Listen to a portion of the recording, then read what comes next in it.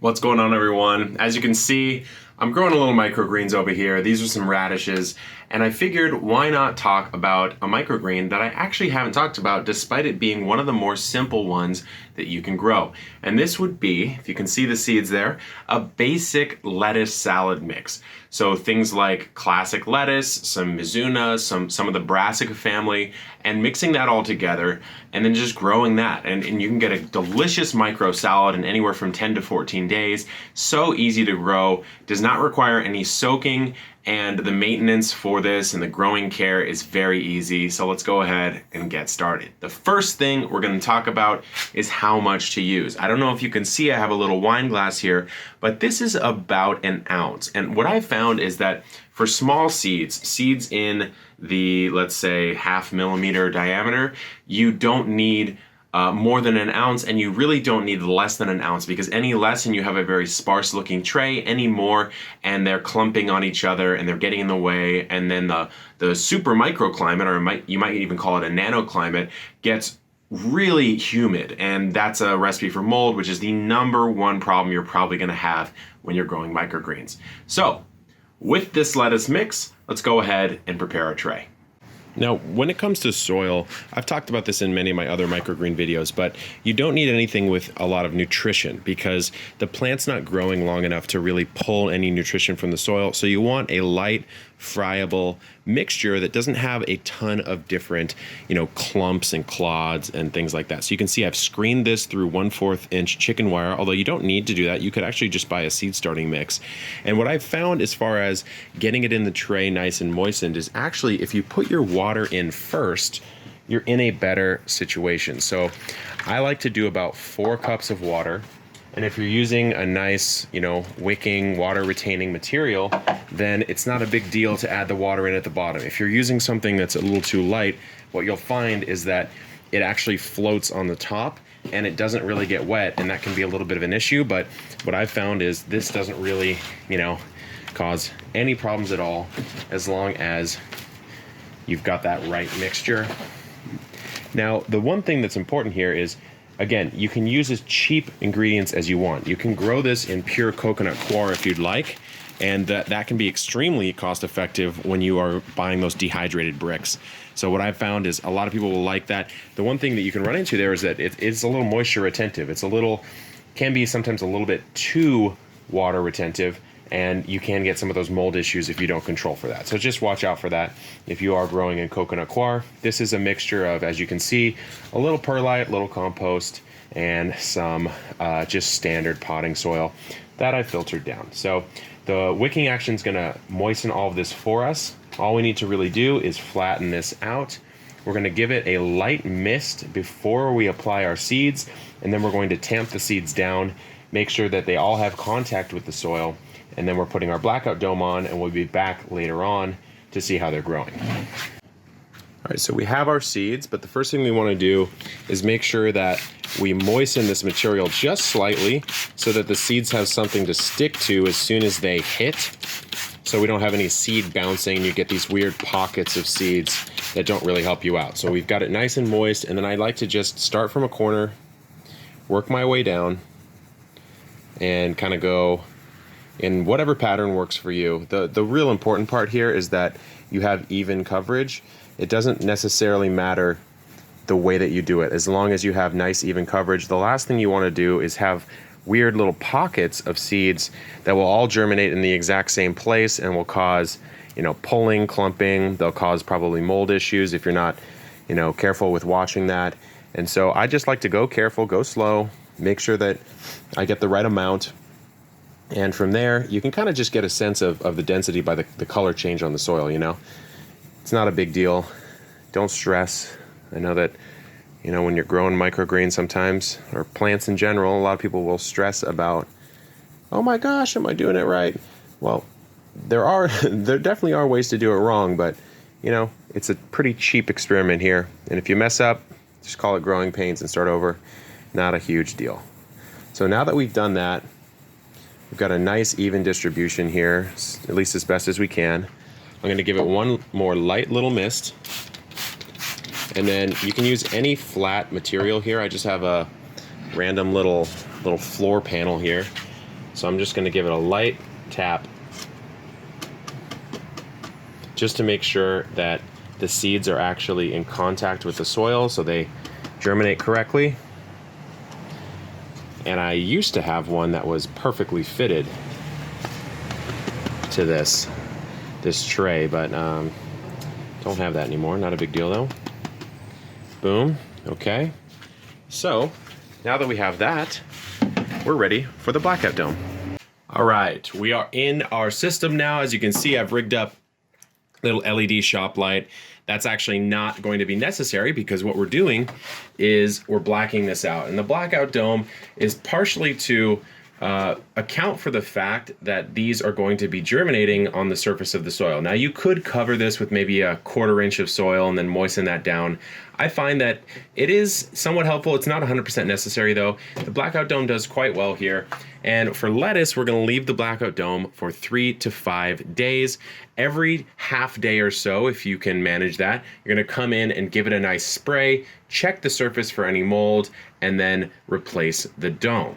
Now, the only other thing I might add is that you can see here, I have a seedling heat mat right here. Put a link in the video description if that's something that you wanna purchase. I find that in colder climates, it really does help speed up germination, but a lot of seeds are relatively tolerant to many different temperature ranges as far as germination goes. You should be fine right now, especially if you're growing indoors. So we're gonna wait and we'll be back in 3 to 5 days. All right, my friends, we are at 36 hours on our lettuce mix here. So let's take a peek and see exactly where they are in the process and if it's time to take the Blackout Dome off. The moment of truth has arrived. Boom. Pretty solid germination rates here. Remember, we can keep this under blackout for at least 2 more days. We're gonna want most of these greens to get up to maybe the 2-inch mark or so, somewhere around here before we take the Blackout Dome off and we start greening them up. And you gotta remember, it's a salad mix, so the germination rate of all these is actually slightly different, which is why it looks a little spotty. Some of the earlier germinating ones are all up right now. Some of the other ones I can see if I look have some root hairs. They're starting, but they're not all the way done, which is why we have to wait maybe, I would say, 2 more days before we take it off for good and start greening it up. It's been about, I would say, 4 more days since we took off the Blackout Dome. The greens are looking absolutely beautiful, full tray, perfectly greened up, and the greening happens really in, I would say, anywhere from 24 to 36 hours. You start to see those yellows turn to green. You start to see the true color of the leaf actually come out. So let's take a look at what we're looking at here, and then we'll talk about how to harvest them, and then as a little bonus, I will show you how I personally use a lettuce salad mix micro in the kitchen. So these are absolutely gorgeous. We really haven't waited too long. We could grow these much longer if we wanted to. So just so you know, what you're looking to have happen if you're growing these in a more production way, let's say you're growing these for, I don't know, a chef or a restaurant, or even for yourself if it's something you want. Let me pull one out here. What you're looking to have is the first set of true leaves to appear. And so let me put my hand as a background. You can see that tiny little leaf in the middle there. That's the one that you're wanting to grow for, I would say, probably 2 to 3 more days if you really wanted to get maximum yield out of this, because right now you're looking at the seed leaves right here and the true leaf is in the middle. This looks like it might be a kale or something like that. I can't really tell. It's a bit small, but that's going to be the leaf structure that most of the plant is. These are the seed leaves, but eventually most of these seed leaves are going to get consumed for nutrition if the plant's grown to its full size.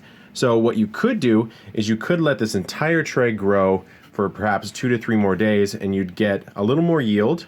Certainly you'd get a little more yield. You'd probably get a 1/2 inch more of growth and you'd get the true leaves coming out on most of them. It's not required. It really is up to you. Sometimes if I'm trying to turn a tray out quickly, as I lovingly pet my tray here, try this. It also feels pretty good just to kind of like run your hands along the surface. But what I like to do sometimes is I'll come through and I'll do a clean cut and get another tray in, because these are such quick growers that I'd rather have quicker turnover rather than waiting to the absolute optimum moment. However, if it's your first time growing, I would recommend waiting until you get those true leaves. As you can see, like this one here doesn't have it. The true leaves aren't there. So it's probably another day or 2 for that one. So we're gonna go ahead and get to the harvesting now. I know in the previous clip you saw me saying, wait 2-3 more days, you'll get a lot more yield, but I think it's time to harvest. And I honestly wouldn't recommend using the chef's knife. It's just what I've grown accustomed to, what I'm used to. So this scary murder looking thing is what we're gonna take over here. We'll talk about some harvesting techniques as I slowly make my way through this tray, and then we're gonna throw it in some salad and have a little dinner. So my recommended technique, as you can see, the soil level is a little lower than the surface, which is great because we're gonna sacrifice a little bit of this stem just to make sure that we have more or less no dirt, because I don't really want to wash this. I want to work this directly into a salad right away. And you know, when I used to work with chefs, they wanted to do the same thing. So I'm coming through, I'm just bunching and kind of grasping the tops, and then I'm coming at a slightly downward angle and just chopping through. And what's nice about doing it this way is, at least in my opinion, you can use the edge of the tray as a leverage point and get really nice cuts across the whole thing. And just boom, we just come through, we slice. And I'm not growing again for commercial, so I don't care too much if I get 100 million% and I'm pulling. Don't do this, don't pull. I pulled a little bit out. I don't care if I get 1 million% of the yield out of the tray. I'm okay sacrificing a little bit because again, this ends up going into my compost, this soil right here. So it's not a huge deal if I have, you know, a tiny bit left here. Not a big deal, especially if you let it grow a little taller. For those of you who really aren't a fan of the chef's knife method, I have another funny method for you. Of course, you could just use scissors. I'm not just doing this to be ridiculous. You could use scissors, but we're gonna use some grass shears. And I mean, this is a grass. It's growing in a matted format. It's more or less like a grass.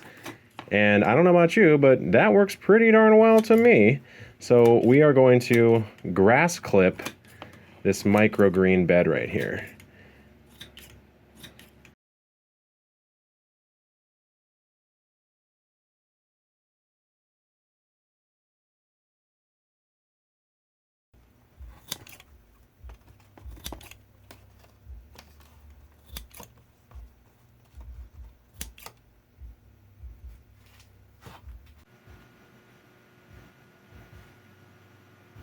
Pretty good harvest, right? I don't know about you, but for one tray, a whole colander full, probably somewhere around 6 to 7 ounces. It's under yield if you're growing for production, but these days I just grow for myself. So I want to cook for myself. I want these fast, and the seeds are so cheap when you're growing a spicy lettuce mix or even just any type of lettuce mix. The seeds are so cheap that you can afford to be a little more liberal with them, especially if you buy in 5, even 10-pound bags. Just if you know you're gonna like, if you know you like the mix, like I like this, why not? The price goes way, way, way down. So you kind of pretend like you're a commercial microgreen grower just for yourself, and you get all these nutritious greens. I'm about to go into the kitchen. I think my pot might be boiling over right now. I got some ravioli in there. We're gonna throw this into a quick salad and just enjoy it out here on the patio. All right, so I didn't actually have some of the stuff I wanted, so let's just talk about this real quick. Simple salad, especially when you do something really spicy like this, I like to cut the spice down a little bit. I'm personally not a fan of just one, even if it's a mix, it's a overall spicier mix. So I need to cut that down. The way I do that is I add some olive oil, and then typically I would cut a fresh lemon and squeeze some lemon juice in there as well. Don't really have that. I'm gonna use the next best thing, some sort of red wine vinegar. We'll see how that works. Classic salt and pepper. It's really that simple.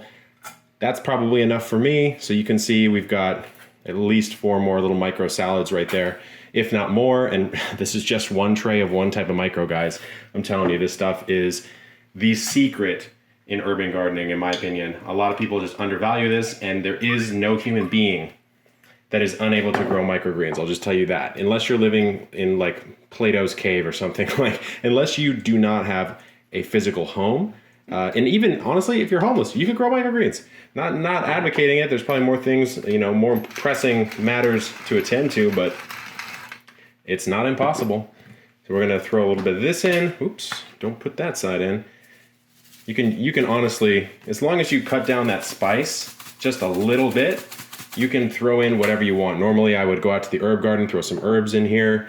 I would get some of my bunching onions. I just wanna do this quick and easy for you guys. I always go a little hard on the olive oil personally.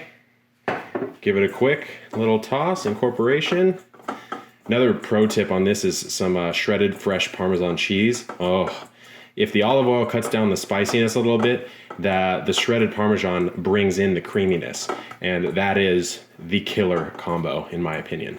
So I'd recommend that. I might also throw some mushrooms in here if I was a little more prepared, but this is just showing you how to make a very quick micro salad. So let's go ahead and get our ravioli ready, and then we'll eat. Couldn't resist. I got some truffle and porcini mushroom ravioli. We went a little bougie, we went a little fancy. These are like pre-cooked. There's nothing fancy here, guys. I'm just trying to show some practical stuff you can do with greens, even if you're just a normal human being, just like me. Boom. Done. Wait 5 minutes, ready to eat. While our ravioli is boiling, how do you store them? There's a lot of ways. The general rule of thumb is store them as dry as possible. Give them a little bit of moisture. You can put like a damp paper towel that's been relatively squeezed out of moisture. I like these Peak Fresh bags. I can put a link in the description if you want. Really good for preserving produce in my opinion. And this is some produce. We don't want this to go bad. I'm just gonna stuff this in the bag. It'll usually keep anywhere from 7 to 10 days. Although, you know, use it as quickly as possible. That's my general rule of thumb. But dry. If you store it wet, it will mold out, it will rot out, and it will be disgusting. So do not store it wet.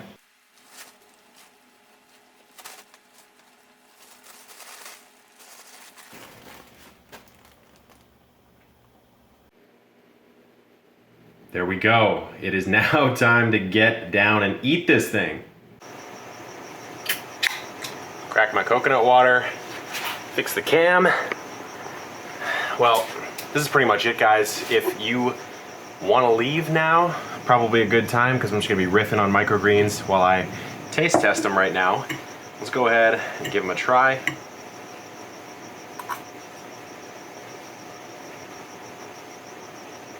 It's the most basic bare bones microgreen salad you can have, but it's refreshing.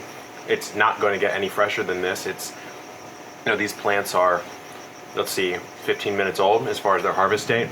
How is it ever going to get fresher than that? It is not.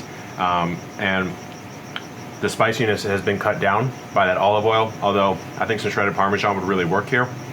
That's what I would do personally. I'd also add some other herbs, some other vegetables. Make it a true salad, but absolutely delicious. I just want to show you guys how easy it is to have fresh produce at your house, no matter where you live. This is, yeah, the Epic Gardening headquarters, pretty big, but it doesn't have to be. I did this when I was growing downtown San Diego in an apartment condo sort of thing, in the middle of the city. So completely possible. And just, if you have any questions, leave them in the comments. You can always go to epicgardening.com, check out some of the microgreens tutorials and grow guides I have over there. Check out some of the other microgreens videos on the channel. Check out some of the other videos on the channel. Check out the podcast. There's a daily podcast. Check out the Instagram community. That's kind of where I share some of the behind the scenes stuff, some of the more, you know, beautiful gardening shots that you guys might know and love. So until next time, guys, I'm gonna keep enjoying this. Take a sip of my cocoa water, enjoy this delicious ravioli. I'll see you in the next video. Good luck in the garden and keep on growing.